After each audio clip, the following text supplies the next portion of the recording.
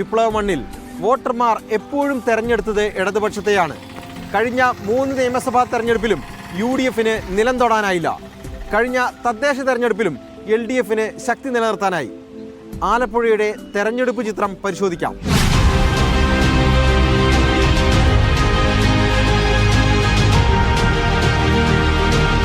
മതസാമുദായിക വോട്ടുകളുടെ ധ്രുവീകരണം ആലപ്പുഴയിൽ നിർണായകമാണ്, പ്രത്യേകിച്ച് ഈഴവ വോട്ടുകൾ. കഴിഞ്ഞ ഏതാനും തെരഞ്ഞെടുപ്പുകളിൽ ഈഴവ വോട്ടുകൾ LDFിൽ നിന്നും BJPയിലേക്ക് പോയി എന്ന ഒരു വിലയിരുത്തലുണ്ടായിരുന്നു. ഈ തെരഞ്ഞെടുപ്പ് വരുമ്പോഴും അത്തരത്തിലുള്ള ചർച്ചകൾ സജീവമാണ്. നമുക്കൊപ്പം ഇപ്പോൾ ആലപ്പുഴ ബ്യൂറോ ചീഫ് ഫൈസൽ അസീസ് ചേരുന്നു. ഫൈസൽ, ആലപ്പുഴ ജില്ലയിലെ കഴിഞ്ഞ ഏതാനും തെരഞ്ഞെടുപ്പുകളുടെ ഫലം എന്താണ്? ആ തെരഞ്ഞെടുപ്പുകളിൽ ജനങ്ങൾ എങ്ങനെയാണ് ചിന്തിച്ചത്? ആ ഫലങ്ങൾ ഒന്ന് വിശദീകരിക്കാമോ? ആലപ്പുഴ ജില്ലയിൽ 9 മണ്ഡലങ്ങളാണ് മൊത്തമുള്ളത്. അത് 2011 തെരഞ്ഞെടുപ്പിൽ അത് UDFന് 2 മണ്ഡലവും LDFന് 7 മണ്ഡലം അങ്ങനെയാണ് കിട്ടിയത്. പിന്നീട് 2016 വരുമ്പോഴത്തേക്ക് അത് 1 മണ്ഡലമായി UDFന് ചുരുങ്ങുന്നത്. ഹരിപ്പാട് മാത്രമാണ് ലഭിച്ചിട്ടുണ്ടായിരുന്നത്. ആ 2016 ഇലക്ഷൻ്റെ സമയത്ത്, പിന്നെ പാർലമെൻറ്റ് ഇലക്ഷനിൽ അവിടെ നിന്ന് അരൂരിൽ നിന്ന് ആരിഫ് നേരെ ലോക്സഭയിലേക്ക് മത്സരിക്കാൻ ഇറങ്ങുകയും അവിടെ ഉപതെരഞ്ഞെടുപ്പ് വരികയാണ്. അപ്പോൾ ആ ഉപതെരഞ്ഞെടുപ്പിൽ അരൂരിൽ ഷാനിമോൾ ഉസ്മാൻ മത്സരിക്കുകയും ഷാനിമോൾ ഉസ്മാനിലൂടെ മണ്ഡലം വീണ്ടും UDF തിരിച്ചു പിടിക്കുന്ന ഒരു സാഹചര്യം ഉണ്ടായിരുന്നു. 2021 വീണ്ടും ഷാനിമോൾ ഉസ്മാൻ തന്നെ മത്സരിച്ചു അരൂരിൽ. എന്നാൽ അത് ദലീമയിലൂടെ തിരിച്ച് LDF പിടിച്ചെടുക്കുന്ന കാഴ്ചയാണ്. UDF എല്ലാ തെരഞ്ഞെടുപ്പിലും വിജയിക്കുന്ന ഒരു സീറ്റ് ഹരിപ്പാട് മാത്രമാണ്. രമേശ് ചെന്നിത്തല ഹാട്രിക്കായിട്ട് മത്സരിച്ച് ഹാട്രിക് വിജയം നേടിയൊരു മണ്ഡലമാണ് ഹരിപ്പാട്. രമേശ് ചെന്നിത്തലയാണ്. തദ്ദേശ തെരഞ്ഞെടുപ്പിൽ നോക്കുമ്പോൾ LDFന് അവരുടെ ജില്ലാ പഞ്ചായത്തൊക്കെ നിലനിർത്താനായിട്ടുണ്ട്. എങ്കിലും ആലപ്പുഴ നഗരസഭ UDF തിരിച്ചു പിടിക്കുകയാണ് ചെയ്തത്. ഇപ്പോൾ UDF ആണ് അവിടെ ഭരിക്കുന്നത്. ഏതായാലും അടിത്തട്ടിലുള്ള വോട്ടൊന്നും പോയിട്ടില്ല എന്ന് തന്നെയാണ് LDF ഇപ്പോഴും കരുതുന്നത്. കേരളത്തിൽ മുഴുവനായിട്ട് UDFൻ്റെ ഒരു മുന്നേറ്റം നടന്നപ്പോഴും ആലപ്പുഴ ജില്ലയിൽ LDF പിടിച്ചു നിൽക്കുകയും അവരുടെ ഭരണം, അതായത് ജില്ലാ പഞ്ചായത്തിൽ ഭരണം നിലനിർത്തി സാമാന്യന ചില നഗരസഭ, ആലപ്പുഴ അടക്കമുള്ള നഗരസഭകൾ UDF പിടിച്ചു. ഒപ്പം തന്നെ പഞ്ചായത്തുകളിലൊക്കെ വോട്ട് വിഹിതവും അതുപോലെ തന്നെ സീറ്റുകളുടെ എണ്ണം വർദ്ധിപ്പിച്ചു.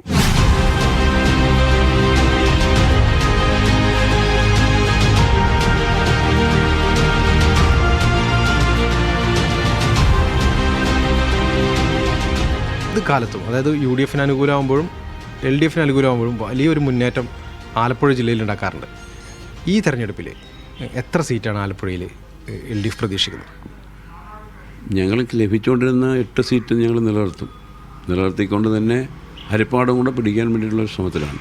3 മണ്ഡലത്തിൽ, അതായത് അരൂരും കുട്ടനാടും അതുപോലെ തന്നെ കായംകുളം, ഇങ്ങനെയുള്ള ചില മണ്ഡലങ്ങളിൽ ഞങ്ങൾ നല്ല ഫൈറ്റ് നടക്കും. ഇത്തവണ നല്ല ഫൈറ്റ് നടക്കുന്ന മണ്ഡലങ്ങളായിട്ടാണ് ഞങ്ങൾ പരിഗണിച്ചിട്ടുള്ളത്. ആ മണ്ഡലങ്ങളിൽ പ്രത്യേകിച്ച് ഞങ്ങൾ സ്ഥാനാർത്ഥി നിർണയത്തിലും അതുപോലെ തന്നെ മറ്റ് തുടർന്നുള്ള പ്രവർത്തനങ്ങളിലും കൃത്യമായ ജാഗ്രത പാലിച്ചുകൊണ്ട് തന്നെ ഞങ്ങൾ പ്രവർത്തനങ്ങൾ മുന്നോട്ട് കൊണ്ടുപോകും. പോയ വോട്ടുകൾ മഹാപുരുഷ തിരിച്ചു വന്നു. പോയ വോട്ടുകളെല്ലാം തിരിച്ചു വരുന്നുണ്ട്. അത് തന്നെയല്ല, പ്ലസ് വോട്ട് നമുക്ക് കിട്ടും. കാരണം ഇടതുപക്ഷ ജനാധിപത്യ മുന്നണി ഗവൺമെൻറ്റിൻ്റെ പ്രവർത്തനം, ഈ 10 വർഷക്കാലത്തെ പ്രവർത്തനത്തിനിടയിൽ ഉണ്ടായിട്ടുള്ള നേട്ടങ്ങൾ ചെറുതായ നേട്ടങ്ങളല്ല. അത് അനുഭവിച്ചറിയുന്ന ജനങ്ങളുണ്ടല്ലോ. അത് കോൺഗ്രസ്സിലും BJPയിലും ഒക്കെയുള്ള ആൾക്കാരുണ്ടല്ലോ. ആ ആൾക്കാർ നല്ലൊരു ശതമാനം ജനങ്ങൾ ഇത്തവണ ഞാൻ വോട്ട് ചെയ്യും.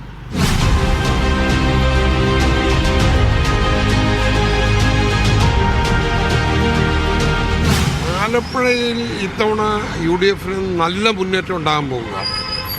ആ മുന്നേറ്റം എന്ന് പറയുന്നത് ഒരു സംശയം വേണ്ട, ഞങ്ങൾക്ക് 5 സീറ്റുകളിൽ മേൽക്കൈ ഉണ്ടാവും. ഞാൻ സീറ്റുകളുടെ പേര് പറയുന്നില്ല. ബാക്കി 4 സീറ്റുകളിൽ കടുത്ത മത്സരമാണ്. അവിടെ അത്ഭുതങ്ങളുണ്ടാവും. അപ്പോൾ ഒരു നല്ല മുന്നേറ്റം ഇത്തവണ ഉണ്ടാകും. അതിനുള്ള ഒരു മുന്നൊരുക്ക പ്രവർത്തനങ്ങൾ ഞങ്ങൾ ആരംഭിച്ചു കഴിഞ്ഞു. കഴിഞ്ഞ പാർലമെൻറ്റ് തെരഞ്ഞെടുപ്പിൽ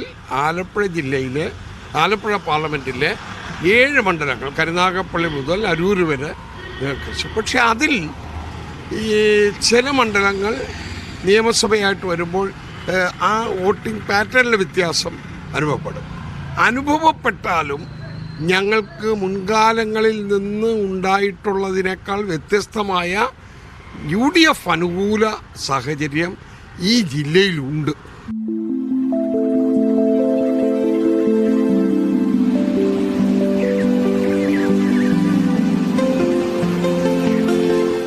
കായംകുളം, അരൂര്, കുട്ടനാട് സീറ്റുകളിലാണ് ഏറ്റവും ശക്തമായ പോരാട്ടം നടക്കുന്നത്. കുട്ടനാട് സീറ്റിനെ സംബന്ധിച്ച് തെരഞ്ഞെടുപ്പിന് മുമ്പ് തന്നെ, മാസങ്ങൾക്ക് മുമ്പ് തന്നെ വലിയ ഒരു വിവാദം ഉയർന്നു വന്നിട്ടുണ്ട്. അതായത് UDFൽ കേരള കോൺഗ്രസ് ജോസഫ് ഗ്രൂപ്പാണ് ഇവിടെ മത്സരിക്കുന്നത്. ജോസഫ് ഗ്രൂപ്പിൽ നിന്നും ഈ സീറ്റ് ഏറ്റെടുക്കണമെന്ന ഒരു ചർച്ച കോൺഗ്രസിൽ സജീവമാണ്.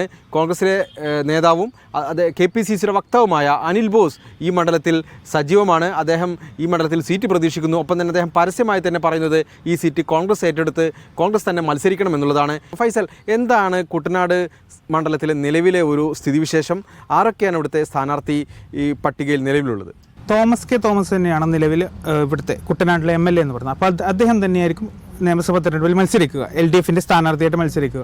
അപ്പോൾ തന്നെ UDFിലേക്ക് നോക്കുകയാണെങ്കിൽ ജോസഫ് വിഭാഗത്തിൻ്റെ റിജി ചെറിയൻ അദ്ദേഹമാണ് UDF സ്ഥാനാർത്ഥിയായിട്ട് ഇവിടെ മത്സരിക്കുക.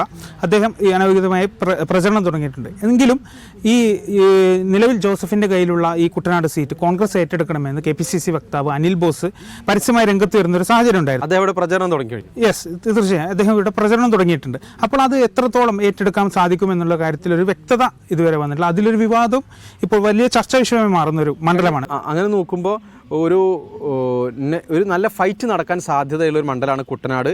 കാരണം കുട്ടനാട് കഴിഞ്ഞ 1/4 നൂറ്റാണ്ടായിട്ട് എന്തായാലും LDFൻ്റെ കൈവശമാണ്. പക്ഷേ 2 ഘടകകക്ഷികൾ ഏറ്റുമുട്ടുന്നു എന്നുള്ളതുകൊണ്ട് തന്നെ ഒരു CPMൻ്റെയും അല്ലെങ്കിൽ കോൺഗ്രസിൻ്റെയൊക്കെ ഫുൾ ശക്തി ഇവിടെ പ്രയോഗിക്കണമെന്നില്ല. കാരണം അത് ഘടകകക്ഷികൾ എന്നുള്ള ഒരു അശ്രദ്ധ അല്ലെങ്കിൽ ഒരു താല്പര്യക്കുറവ് ഒരു പക്ഷേ പ്രധാന കക്ഷികളിൽ നിന്ന് ഉണ്ടായേക്കാം.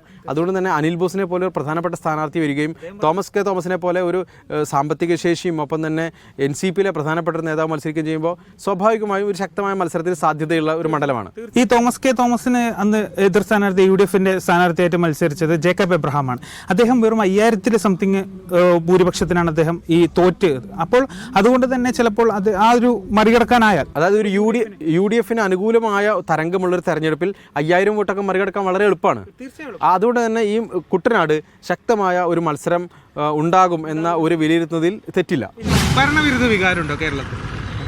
ഞാൻ നോക്കിയിട്ട് വലിയ കുഴപ്പമൊന്നുമില്ലെന്ന് തോന്നുന്നു. പിന്നെ ചില വിഷയങ്ങളൊക്കെ ഉണ്ടാവുമല്ലോ, അതെന്ത് ഭരിക്കുമ്പോഴും ഉണ്ടാവുമല്ലോ.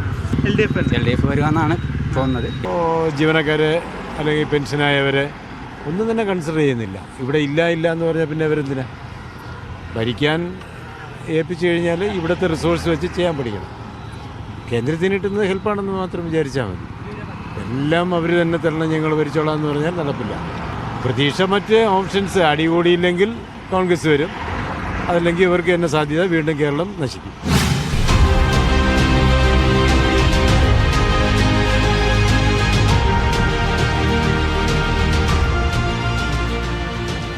ശക്തമായ പോരാട്ടം നടക്കുന്ന മണ്ഡലങ്ങളിൽ ഒന്നാണ് അരൂർ. ഇക്കാര്യം CPM ജില്ലാ സെക്രട്ടറി തന്നെ സമ്മതിക്കുന്നുണ്ട്. അരൂരിൽ LDFൻ്റെയും UDFൻ്റെയും ഭാഗമായി ഗൗരിയമ്മ പലവട്ടം പ്രതിനിധീകരിച്ച ഒരു മണ്ഡലമാണത്. ഇത്തവണയും അരൂരിൽ സാമാന്യം നല്ല ഒരു മത്സരം നടക്കുന്ന ഒരു പ്രതീതി അന്തരീക്ഷത്തിലുണ്ട്. CPM ജില്ലാ സെക്രട്ടറി പറയുന്നു. അതല്ലാതെ പൊതു ധാരണയിൽ തന്നെ അത്തരത്തിൽ അരൂരിൽ ഒരു മത്സരം നടക്കുന്നു എന്നുള്ളൊരു പ്രതീതിയുണ്ട്. എന്താണ് അരൂരിലെ ഒരു ചിത്രം? കഴിഞ്ഞ തദ്ദേശ തെരഞ്ഞെടുപ്പിൻ്റെ കൂടി പശ്ചാത്തലത്തിൽ അരൂരിലെ മത്സരത്തെ നമുക്ക് എങ്ങനെ വിലയിരുത്താനാവും? ഈ 1957 മുതൽ ഗൗരിയമ്മ തുടർച്ചയായി നിന്ന് മത്സരിച്ച് വിജയിച്ച ഒരു മണ്ഡലമാണ് അരൂർ എന്ന് പറയുന്നത്. അരൂർ അതായത് CPMലുള്ള LDFലുണ്ടായപ്പോഴും UDFലുണ്ടായപ്പോഴും വിജയിച്ച് കയറിയൊരു മണ്ഡലമായിരുന്നു. അതിന് പിന്നീട് ആരിഫ് വരുന്നു, ആരിഫും വിജയിക്കുന്നു. എന്നാൽ 2016 ആരിഫ് തന്നെയാണ് ജയിച്ചത്. 2019 ആകുമ്പോഴേക്കും ആരിഫ് ലോക്സഭാ മണ്ഡലത്തിലേക്ക് മത്സരിക്കുകയാണ്, ആലപ്പുഴയെ പ്രതിനിധീകരിച്ച്. അപ്പോൾ അവിടെ ഒരു ഉപതെരഞ്ഞെടുപ്പ് വരികയാണ്. അവിടെ ഷാനിമോൾ ഉസ്മാൻ വരുന്നു. 2000 ചില്ലാനം വോട്ടുകൾക്കാണ് ഷാനിമോൾ ഉസ്മാൻ അവിടെ വിജയിച്ചു വരുന്നത്. എന്നാൽ 2021 ഈ വിജയം UDFന് ആവർത്തിക്കാൻ സാധിക്കുന്നില്ല. ഇവിടെ ദലീമ LDF MLA ആയി വിജയിക്കുന്നു. LDFന് നോക്കുമ്പോഴത്തേക്ക് ദലീമ മാറ്റി പകരം ആരിഫിനെയാണ് LDF സ്ഥാനാർത്ഥിയായിട്ട് സ്ഥാനാർത്ഥിയാൻ സാധ്യതയുള്ളത്. UDFിലേക്ക് നോക്കുമ്പോൾ തീർച്ചയായും ഷാനിമോൾ ഉസ്മാൻ തന്നെയാണ് അരൂരിനെ പ്രതിനിധീകരിച്ച് UDFിനെ പ്രതിനിധീകരിച്ച് സ്ഥാനാർത്ഥിയാവുക. പൊതുവെയുള്ള വികാരം UDFന് അനുകൂലമായിട്ട് വരാനുള്ള സാധ്യതയുണ്ട്. അത് സ്വർണ്ണക്കൊള്ളയും ശബരിമലയിലെ വിഷയം, വിലക്കയറ്റം, അങ്ങനെയുള്ള സംഗതികളെല്ലാം കൊണ്ട് അങ്ങനെ തന്നെ വരാനുള്ള സാധ്യതയുണ്ട്. കഴിഞ്ഞ 10 വർഷക്കാലമായി കേരളത്തിലെ ജനങ്ങൾ ദുരിതം അനുഭവിക്കുന്നുണ്ട്. എൻ്റെ അഭിപ്രായം പറയുകയാണെങ്കിൽ നമ്മൾ LDF തന്നെ വരത്തേ ഉള്ളൂ. ഇവിടെ സ്വർണ്ണക്കൊള്ളയും മറ്റുള്ള കാര്യങ്ങളൊക്കെ കോൺഗ്രസ് ഉന്നയിക്കുന്നുണ്ടെങ്കിലും വരാൻ സാധ്യത LDF തന്നെ. തുണയും ഭരണം LDFന് തന്നെ വരത്തുള്ളൂ. വികാരങ്ങൾ പലയിടത്തും ഉണ്ടാകുന്നുണ്ടെങ്കിലും അതിനെക്കാട്ടിയൊക്കെ നല്ല രീതിയിൽ വേറെ കാര്യങ്ങളൊക്കെ ചെയ്യുന്നതുകൊണ്ട് LDF വരാൻ സാധ്യത തന്നെ കൂടുതലുണ്ട്. കായംകുളത്തും ഇത്തവണ ശക്തമായ മത്സരമാണ് നടക്കാൻ പോകുന്നത്. കഴിഞ്ഞ തദ്ദേശ തെരഞ്ഞെടുപ്പിൽ അവിടെ UDF ഉണ്ടാക്കിയ മുൻതൂക്കം അത്തരമൊരു പോരാട്ടം ഉറപ്പുവരുത്തുന്നുണ്ട്. എന്തായാലും ഫൈസൽ, ഇത്തവണ കായംകുളത്ത് ആരാണ് സ്ഥാനാർത്ഥി?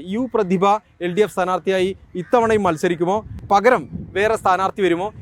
UDFന്റെ സ്ഥാനാർത്ഥി ആരാണ്? ഈ മുസ്ലിം ഈഴവ സാമുദായിക വോട്ടുകൾ വളരെ നിർണായകമായ ഒരു മണ്ഡലമാണ് കായംകുളം. 2016-ലും 2021-ലും പ്രതിഭ മത്സരിച്ച് വിജയിച്ച ഒരു മണ്ഡലമാണ്. രണ്ടിടം ആ ഒരു വ്യവസ്ഥ നിലനിൽക്കുന്നില്ലെങ്കിൽ തീർച്ചയായും അവിടെ CA സുജാതക്കാണ് സാധ്യത എന്ന് പറയുന്നത്. CPM-ന്റെ കേന്ദ്ര കമ്മിറ്റി അംഗമാണ് അത്.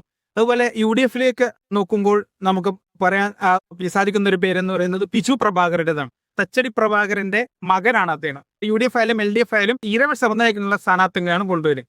ഒരുപക്ഷെ UDFന്റെ ആത്മവിശ്വാസത്തിന്റെ അടിസ്ഥാനം കൂടി ഈ കായംകുളം നഗരസഭ ഇത്തവണ പിടിച്ചെടുക്കാൻ കഴിഞ്ഞതായിരിക്കും. തീർച്ചയായും അതാണ് UDFന്റെ ഏറ്റവും വലിയ ആത്മവിശ്വാസം.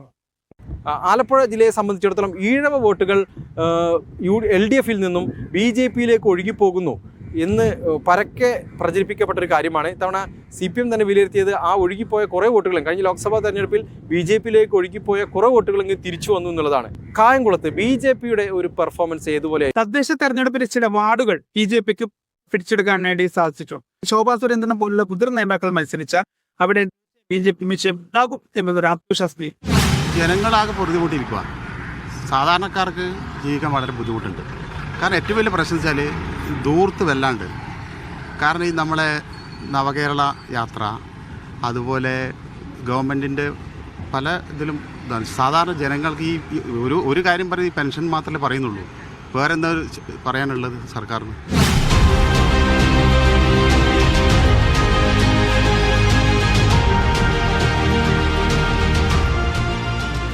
UDF തരംഗം ആഞ്ഞടിച്ച തദ്ദേശ തെരഞ്ഞെടുപ്പിലും ആലപ്പുഴ ജില്ലയിലെ പൊളിറ്റിക്കൽ വോട്ടർമാർ LDF-നൊപ്പമായിരുന്നു. ആലപ്പുഴ ജില്ലാ പഞ്ചായത്ത് LDF നിലനിർത്തി. ആകെയുള്ള 9 നിയമസഭാ സീറ്റുകളിൽ 4 ഇത്തവണ ശക്തമായ പോരാട്ടം നടക്കും. ഈ 4 വിജയിക്കാനായാൽ UDF-ന് അധികാരത്തിലെത്താം.